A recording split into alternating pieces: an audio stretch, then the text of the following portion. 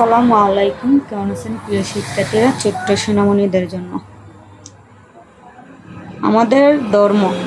প্রশ্ন: আমাদের ধর্মের নাম কি? উত্তর: ইসলাম।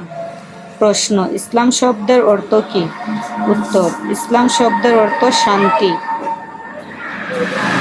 প্রশ্ন: আমাদের সৃষ্টিকর্তা কে? উত্তর: আল্লাহ।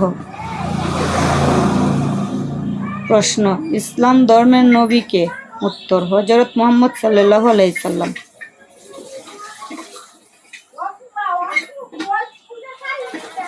প্রশ্ন: ইসলাম ধর্মের ধর্মগ্রন্থের নাম কি? উত্তর: আল কুরআন।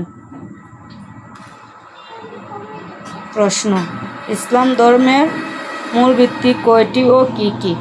উত্তর: 5টি, যথা কালেমা, নামাজ, রোজা, হজ, যাকাত। প্রশ্ন: আমাদের ধর্মীয় উৎসবের নাম কি কি?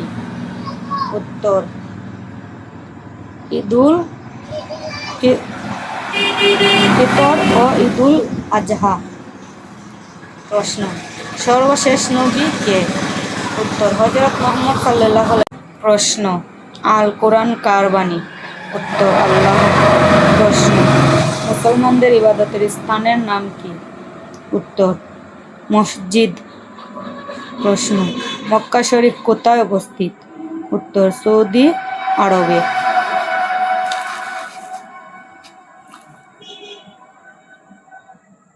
প্রশ্ন: আমরা কোন দিকে ফিরে নামাজ পড়ি?